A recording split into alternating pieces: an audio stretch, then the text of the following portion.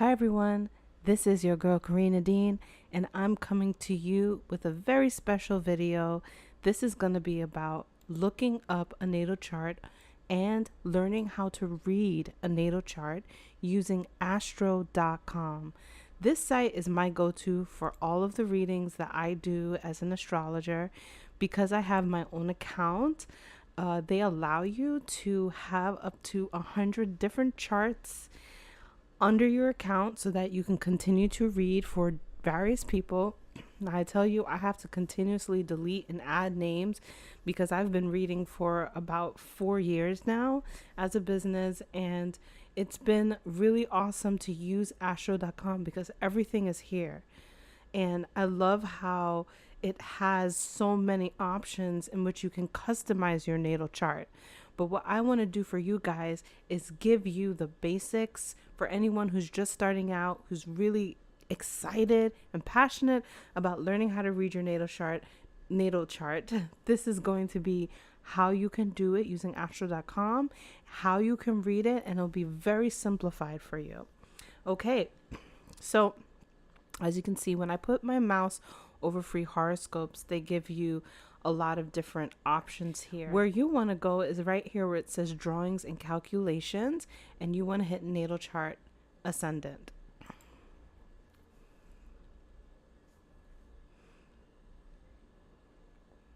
And you'll see here that I actually already have my husband's chart here. Him and mine are at the top of my list, and I'm obviously always looking at those for transiting and all of that.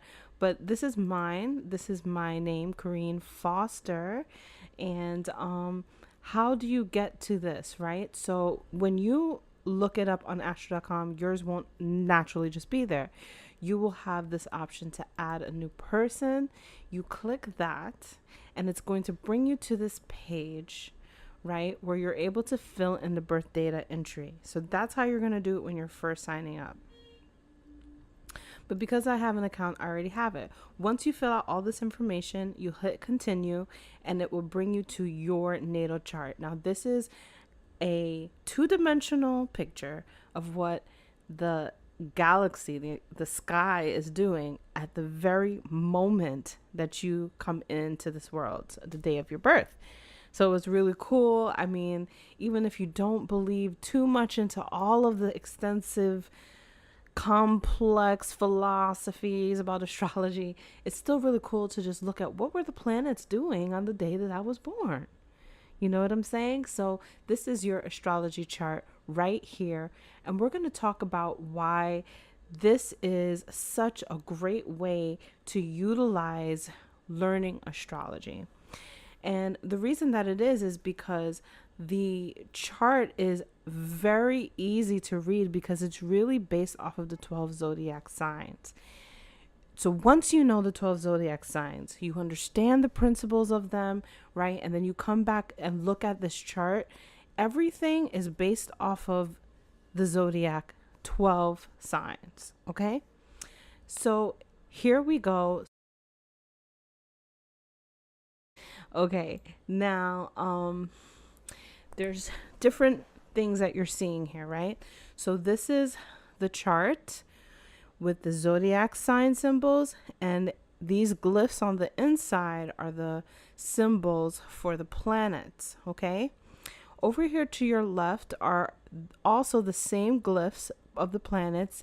They're titled and named for you, and next to them, they're telling you exactly where the planets are. So you'll see that I'm born on Taurus, right at 2 degrees right here.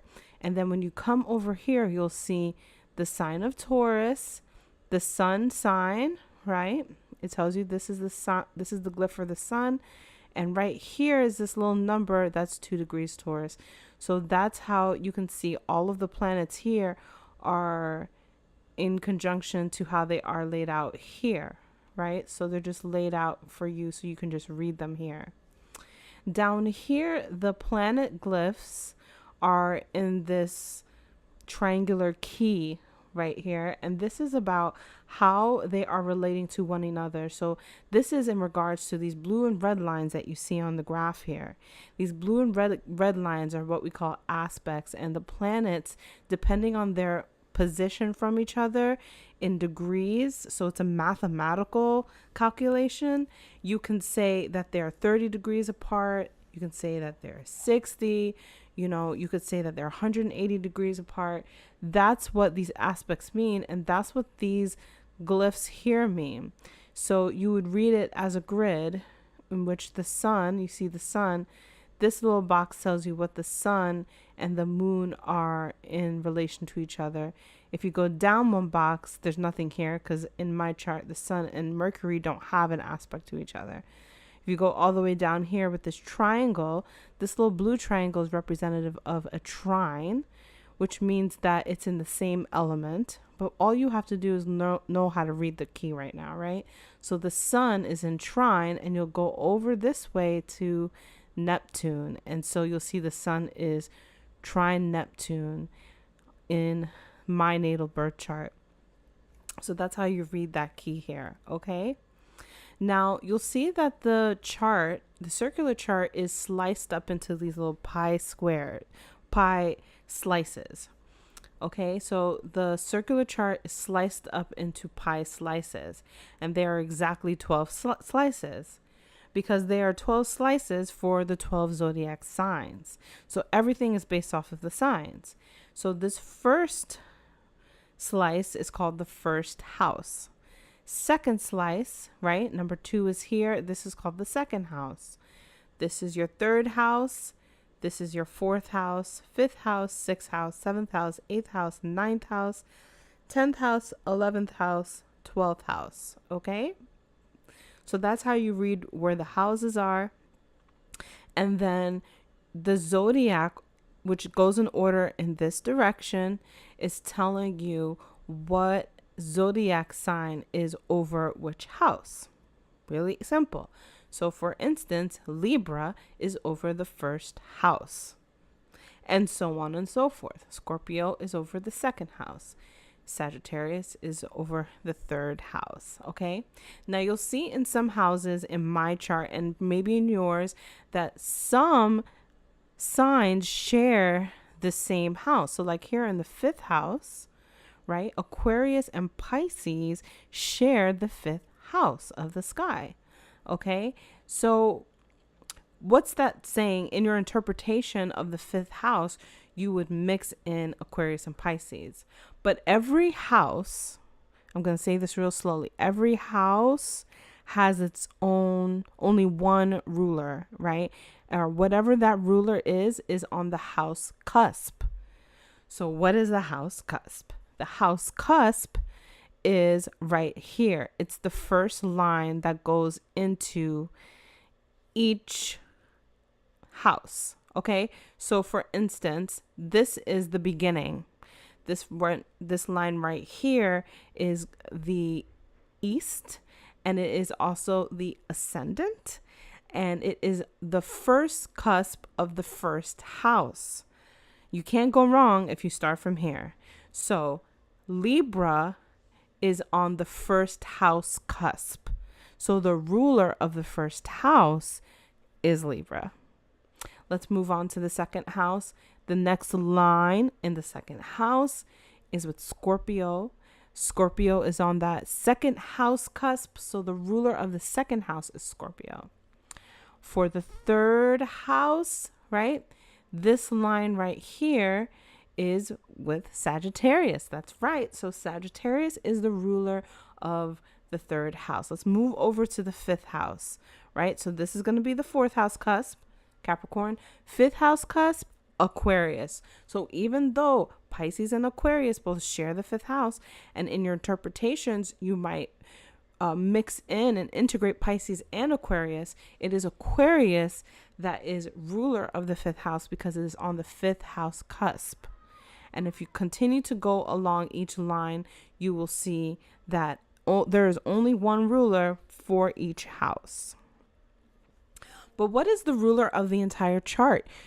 The ascendant is the main guy. The ascendant is calling all the shots for how everything is laid out.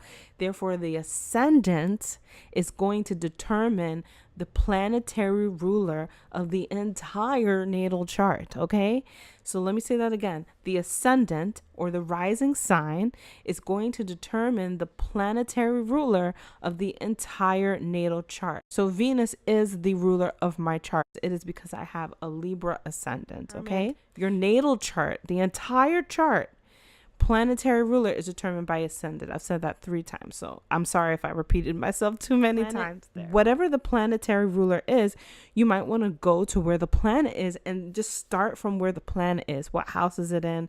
What zodiac sign is it in? What aspects are to that planet? And that could be your 10-minute horoscope reading right there. Or that could be your 10-minute natal chart reading right there. Now, when you're reading a natal chart, there are 3 aspects that I recommend to put together the personality, right? And that would be the sun sign, because the sun is your soul's expression, your true personality, your identity, how you identify, what you shine at, what you're good at, where your gifts and talents are at, because the sun is like bright, it's shining, it's boom, it's the spirit, it's everything, right? So this is why sun sign in Western astrology is the main focus. The sun is the light. It's where you shine your light. It is the true you, the soul's expression, the kindred part of you that wants to experience life through this expression of the zodiac. Is it clear about what the sun sign is? Okay. Then you also want to look at the moon, because the moon is the internal space, the emotional response, how the mind processes emotions, right? Where the mind wants to go to when it comes to how it is reacting to situations, right? The moon is that very intimate part of you that not too many see, except for maybe people who are very close to you. So the sun and the moon together can explain and help to interpret a person's personality and get an idea of somebody, right? And then the ascendant, of course, because the ascendant is the personality mask. It is what we see when we first see the person. It is the face. It is it is a personality, but it is a personality that is contrived for public viewing, if that makes sense. The ascendant is like the window to the chart. Therefore, when you first meet somebody, you are more meeting their ascendant than their sun and their moon sign, right? Because it's like when you walk in, there is the dress, there is the persona that has been created for that kind of meeting. Now, some people have true authentic masks, or maybe you would say they don't have any masks because maybe they have their moon and their sun on the ascendant, right? And that's for more advanced readings. But what I want you to understand is that the ascendant is the mask, right? It covers the personality of the sun, and the sun is shining too bright for you to see the true inner response and emotional needs and emotional reactions of the personality. And that is how you categorize.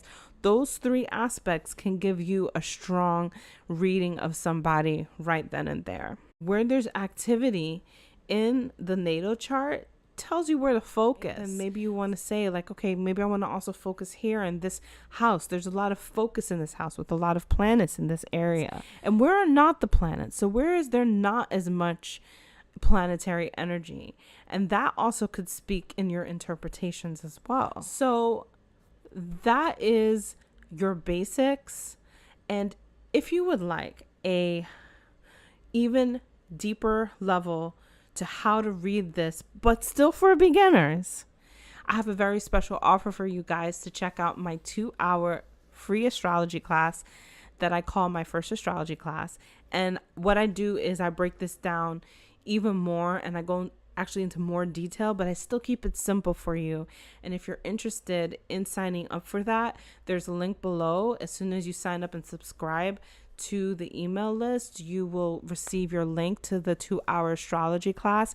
You can play it at your leisure whenever you want and start to get a real grasp on astrology and be able to read at a very fairly advanced level, even though you're a beginner.